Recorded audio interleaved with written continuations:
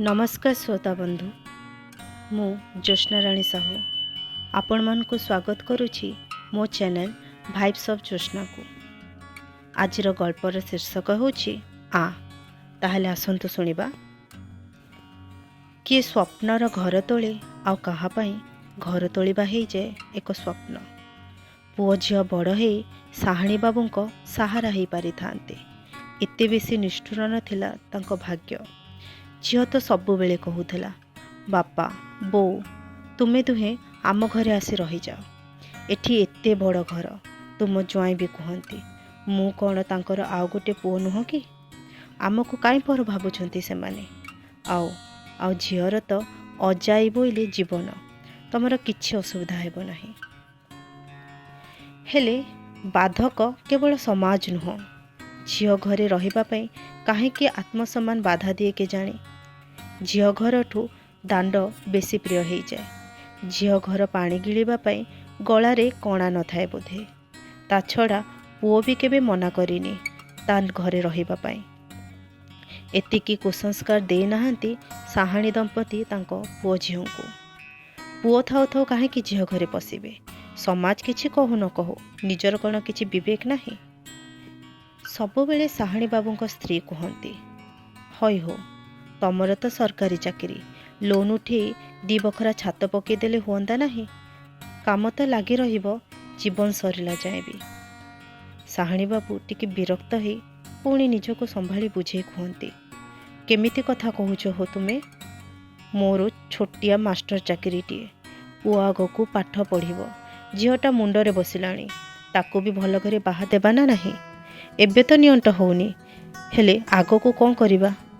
झियो बाहागर को लोन ने भी भाभी आ चाकरी पर जहाँ मोटारे मिलिबो किछि पुओ आ किछि झियो को दे बाकी टंका तो करे आम पई 2 बखरा घर तोली देबा। आ 10टा वर्ष अपेक्षा कर, टिके दायित्व मुक्ति मिली जाओ। छपर घर 4 बखरा थिला तांकर कार्यालय, हेले माँ बापा को कौन के अवसर ग्रहण करिवार सुजोग मिले? आउ जदि मिली भी जाए ताहेले भी तांकर बापा माँ पणिया को बाधा दिए। झियो बाहाघर, पुओ पाठपढ़ाठू धरी तार चाकरी, विवाह आउ पुणी आगको नाती नातुणी काम सबू गोटिक परे गोटे श्रेणी उत्तीर्ण हेला भलिया आगको माड़ी जाउथाए। जंजाली जीवन जेते हंतसंत करे सेते सुखमय मध्य। सेथिपाई बोधे केही एहाकु ना छाड़ी पारंती ना ठीक से तुलाई पारंती। साहाणी बाबूंको स्त्री निज मनर किछि आकांक्षा को चापी किछि बड़ काम तो करि नाहांती, कारण से माँ। पुओ झियोंको खुशी भितरे निज खुशी साउंटिबा खूब जଣା तांकू। पुओ किंतु चाकरी करि सारला परे सरकारी क्वार्टर पाइछि। बापा बोऊ को जेते कहिले भी तांको घर छाड़ी कुआडे भी जीवा पाई नाराज। धीरे धीरे दायित्वर बोझ हालुका हो जाउथाए। समस्ते खुशी थिले निज निज जीवन जंजाल रे।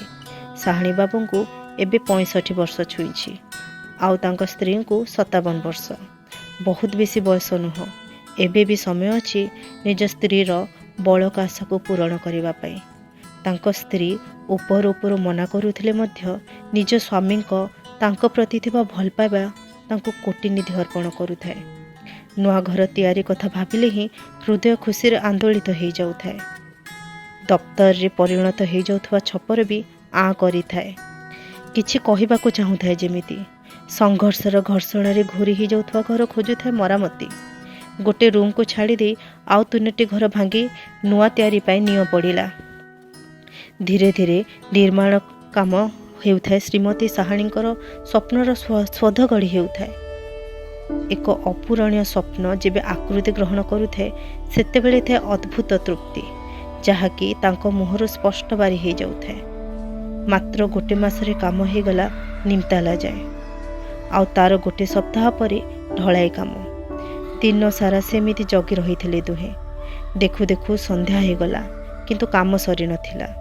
आखिरे थिला उत्साह संगे थकानपणर छाई। साहाणी बाबू तांको स्त्री को टिके विश्राम नेबाकू कहले भी खुशी सामनारे सबु कष्ट लुचि जाउथिला। तथापि जाई टिके विश्राम करू करू छाई निदटी केतेबेले गभीर निदरे परिणत हो जाइछि से निजे जानी पारिले नाही। भूस्किना शब्द भितरे साहाणी बाबूंको स्त्रीर चित्कार ଆଉ ଶୁଭିଲା ନାହିଁ। ବୋଧେ ସେତିକି ଥିଲା ସଭିଙ୍କ ମିଥ୍ୟା ଆଶ୍ୱସ୍ତି।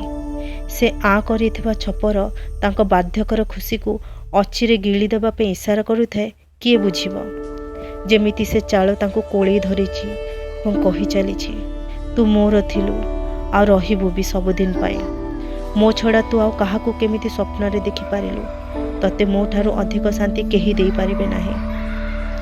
ଆଉ ସେ ବି ପରମ ଆନନ୍ଦରେ ତାରି କୋଳରେ ସୁଖ ନିଦ୍ରାରେ ଚାଲି ଯାଇଛନ୍ତି, ସଭିଙ୍କୁ ଦୁଃଖର ବନ୍ୟାରେ ଭସେଇ। କର୍ତ୍ତବ୍ୟ ଆଉ ଦାୟିତ୍ୱର ଚକ୍ରରୁ ମୁକ୍ତି ମିଳୁ ନ ମିଳୁ, କିନ୍ତୁ ତା ଭିତରେ ଅଣଦେଖା ହେଇଯାଆନ୍ତି କିଛି ସ୍ୱପ୍ନ ଆଉ ଜରୁରୀ ଅନୁଭବ ହେଉନଥିବା ଅତ୍ୟନ୍ତ ଜରୁରୀ କାର୍ଯ୍ୟ। ପୁଅ ଝିଅ ମର୍ମାହତ ହେଇଯାଉଥିଲେ ତାଙ୍କ ବୋଉ ସାଙ୍ଗେ ଅକସ୍ମାତ ଘଟିଯାଇଥିବା ଏ ଘଟଣାର ଭୟାବହତା ଦେଖି। ଏଭଳି ଆକସ୍ମିକ ମୃତ୍ୟୁ ଭେଟିଦେବ ତାଙ୍କ ସ୍ୱପ୍ନ ବାହାରେ ଥିଲା। ଆଉ ସାହାଣୀ ବାବୁ ମୁଣ୍ଡକୁ ବାରମ୍ବାର କଠୋର ଆଘାତ ଦେଇ ନିଜର ଭୁଲ ଦରାଣ୍ଡୁଥିଲେ। ଧନ୍ୟବାଦ।